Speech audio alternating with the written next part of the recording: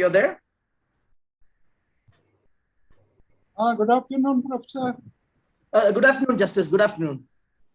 Good evening. Good evening, sir. Good evening. Shubham, when should we start? Sir, I think we can start. Honorable Mr. Justice Fasayat, respected Executive Dean, dear colleagues and beloved students, a very good evening. On behalf of OP Jindal Global University, it is my proud privilege to welcome all of you to the inauguration ceremony of Judicial Services Examination Lecture Series 2021. My name is Pratibha Tandon.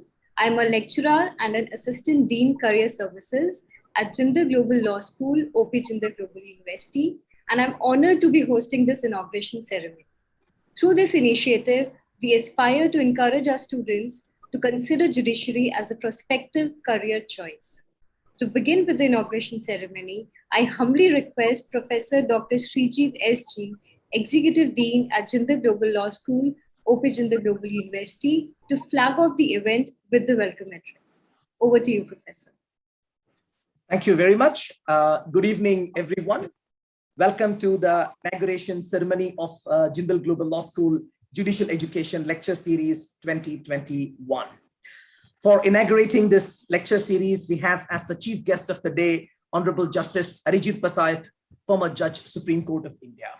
Before I formally invite Justice Fasayat to inaugurate the ceremony and also to deliver his address, I feel it appropriate to say a few words in appreciation for my younger colleagues, Ms. Tripti Panigrahi, Ms. Pratibha Tandon, Ms. Shambhavi Shivani, Ms. Ashwati Nair, and Mr. Mukesh Arora, all Assistant Deans Career Services at Jindal Global Law School, who took the initiative by conceiving the idea of and introducing this lecture series, considering the interest among the students of Jindal Global Law School to pursue a career in judicial services. I also acknowledge the outstanding support provided by Professor Karan Latyan and Professor Manveen Singh, Associate Deans of Jindal Global Law School. The above said interest among the students of Jindal Global Law School is the result of the impressions they have developed as part of their legal education about judicial process and the role of judiciary in building and sustaining fair and just society. They are motivated by the learning that judicial process aids in the social self-becoming of society, that it instructs society in values of fairness, that it tests the self-consciousness of society by critiquing its thoughts and actions and by providing inputs for self-correction and self-perfecting. This distinctive role of judicial process is succinctly captured by Professor Philip Allott. I quote, "The court of law is theater, temple, battlefield. A court enacts social process as drama, sacrament, and contest. Day after day in the courtroom, the magic of human self-socializing is performed publicly for all to see. The universal made particular, the particular made universal. Day after day in the courtroom, the triunity of social self-constituting is incarnated in unity, the ideal made real in legal," unquote. In this perspective, the judge becomes the epitome of truth, of values, of social correctness, again, a quality she gains through legal education. Hence, the judge is an image of correctness, the truth, and hence, judgment is her own corrective order in the self-image of truth. Tagore echoes this sentiment so persuasively in the poem, The Judge. "When I must punish, him becomes all the more part of my becoming. When I cause his tears to come, my heart weeps with him. I alone have the right to blame and punish, for he only may chastise who loves."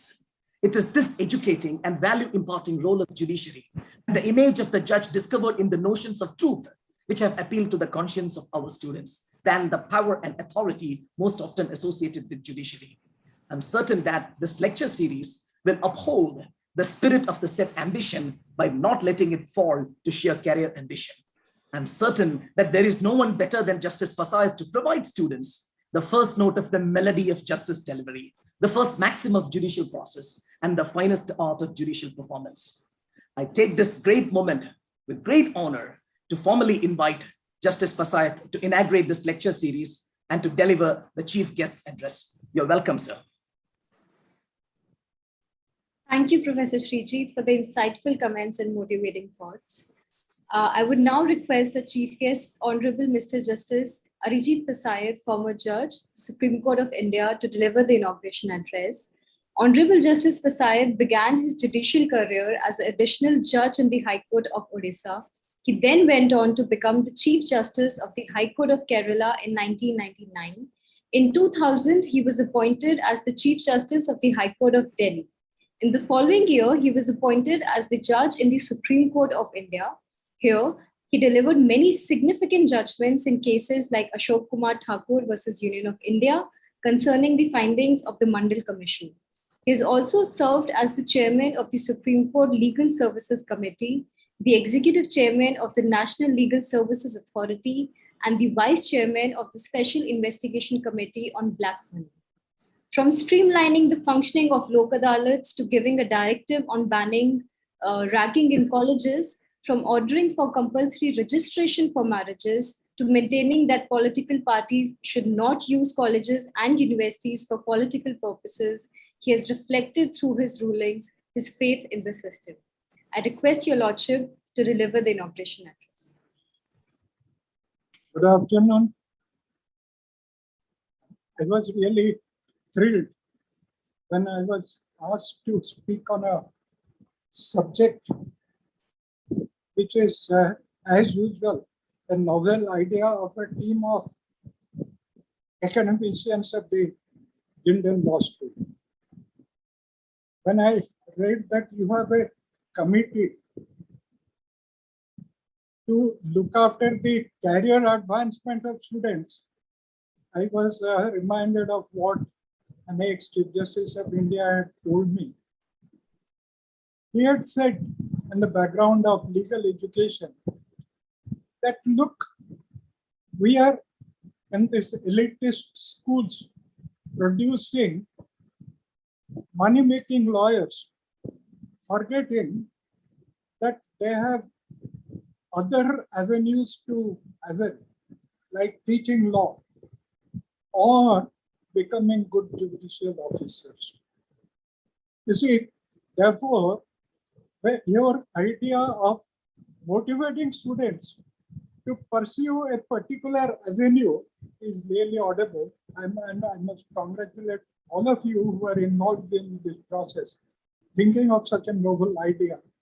Not only being concerned about the welfare of the students, but in helping them to choose a career.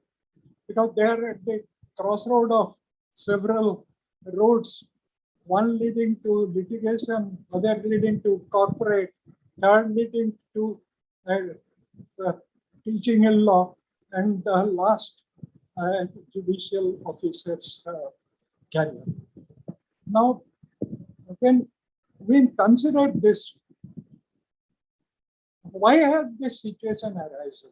Because if you look back, about not long back, the standard of legal education was so low that committee after committee were constituted to examine the malady of the falling standards of legal education. And in one very scathing report, it was said that the mushroom growth of law colleges has led into the growth of half-baked lawyers and who are let loose on the society are parasites and drones. Well, the situation has considerably changed, and now people are taking legal profession very seriously. Right away, I can tell you, some 5 decades back, when I joined the profession, there used to be a saying in my state, which was also commonly felt that way in different states in different languages, that one was nothing else to do, does for Okalati, Rajaniti and homeopathy. So therefore, now the situation has changed. Now Okalati has become a prime profession and much sought after profession, and that itself is reflected by the large number of very elite law schools coming up. And the pass out from these law colleges is quite considerable. And therefore, then comes the question, Why is there so much of doubt about what to pursue? But I must first congratulate all the professors of law of different law universities who have chosen to take law teaching as a profession. It's not really a profession, it's a bona fide attempt at doing something for the society by teaching students law in a manner as it should be done. For this purpose, I can tell you that two things come to my mind. Why is law so important, or learning of law so important? The first thing that comes to my mind is a very famous saying that a country is known by the judiciary it has. So the judiciary is not only the Supreme Court or the High Court, it's also down below, starting from the civil judge, junior division, magistrate, going of civil judge, senior division, district judge, High Court judge, Supreme Court. That ladder goes up. And the second is a very prolific statement by Martin Luther King Jr., who had said, injustice anywhere is a threat to justice everywhere. And he added, and it was a letter he had written from the Birmingham jail. He had said that we are caught in an inescapable network of mutuality, tied in a single garment of destiny. Whatever affects one directly affects all indirectly. Then what is this injustice that he was talking about? In that sense, injustice to an individual, in what way? And for that, what is necessary to be done is to see that no injustice is done to anybody. And for that, there has to be the majesty of law recognized, the justice delivery system, and the preservance of the rule of law. And for that, each one of us has a role to play. As members of a disciplined society, as students of law, as teachers of law, as lawyers, as judicial. And then comes, why should there be a distinction between a lawyer and a judicial officer? When you say that bar and the bench are two sides of the same coin, but in a lighter way, I don't know whether most of you have seen that famous film Sole, where there was a coin which contained a head on both sides. So that head probably is now taken to be the legal profession, and therefore both sides head is both sides legal profession. But that distance between the bar and the bench, theoretically saying, is about 4 yards maximum, because the judge sits at a distance of about 4 yards from the lawyer. But then what is the need for a judicial officer? You see, in a country like ours, and the justice delivery system, like the lawyers, well, there is no harm in earning money. But at the same time, one must remember that if you are only good lawyers and you don't have good judges, then justice delivery system will be affected, will suffer. Because an incompetent lawyer is as dangerous as an incompetent judicial officer. Because ultimately the fate of a person, be it his life, liberty, his property, depends on the wisdom and the sense of judgment, sense of doing justice of that judicial officer. And in a country like ours, I can tell you, for 99.9%, it can be more also maybe. Or a man in the rural areas, a man who cannot afford to come to higher courts, the lowest rung in the judicial system, the municipal magistrate, the junior division civil judge, is the Supreme Court. Then that actually adds to the duty of the judicial officer to do complete justice, in a sense that he should not be sacrosanct saying, oh, there is a forum of appeal, you can go to the district judge, you can go to the High Court, go to the Supreme Court. No. How many of these people can afford to go to the Supreme Court? For these people living in the rural areas of this country, and the vast majority of our country live in the rural areas, and for them to afford litigation is not a luxury. It has become a bare necessity, and people avoid going to courts unless it's so important that they feel that they cannot do without going to court. So that is the importance of a judicial officer. And the judicial officers now, luckily, are paid well right from the stage of their entry to the judicial service.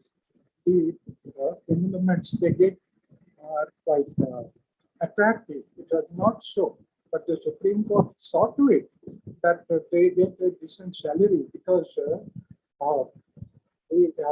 as Chanakya had said, that you must pay your judicial officers. Chanakya, that man, wise man, who had said, you must pay your judicial officers well, so that they don't feel the inclination to become corrupt to make their needs. Well, that's the sanctity one attaches to the duties of a judicial officer. The work he has to do for the society, and in what way. If we want an orderly society, there has to be a good brand of judicial officers who can deliver the goods. And therefore, as we have rightly chosen this topic, there is a need for motivating the cream of the lawyers, cream of the law students who want to enter into the field of law. It's not only becoming good lawyers, it's also important to become good judicial officers. And therefore, and the Supreme Court rightly said that when you were a fresh entrant, previously there was a time gap before which you could not apply to become a judicial officer. Supreme Court said, no, there is no need. You are fresh. The law is fresh in your mind. You are equipped to do it. So why waste 3 years, 5 years, 7 years, 10 years? You can directly go and apply to become judicial officer. And I can tell you, it's a great satisfying thing that most of the judicial officers across the country I have seen, the recruits are from the law colleges, good law colleges, not law colleges where people just go there for hobby. Have nothing else to do, so why not do a law college?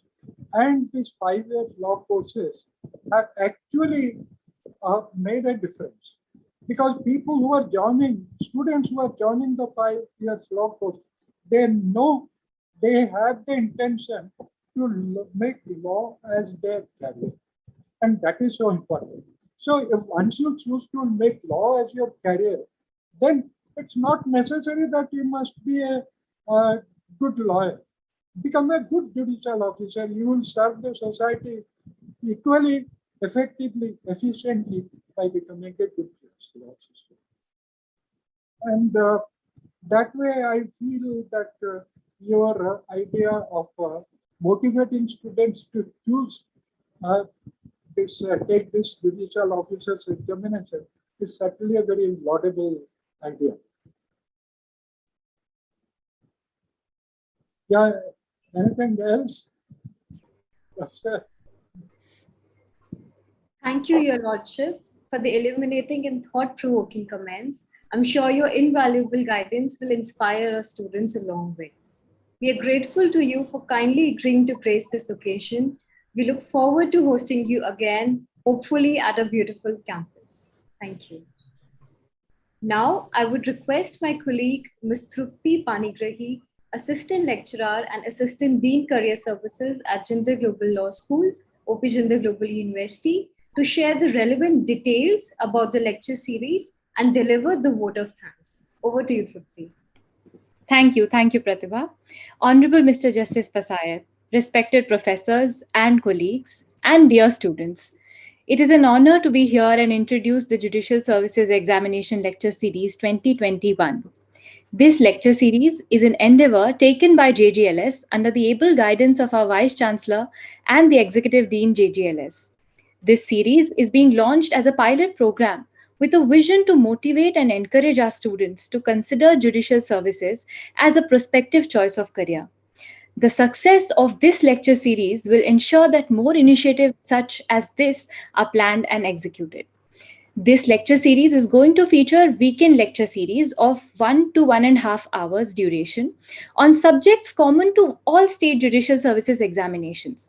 The lecture series will be delivered by renowned academicians and practitioners who will provide a deeper insight with respect to the appropriate approach for preparing these subjects from the judicial services examination perspective.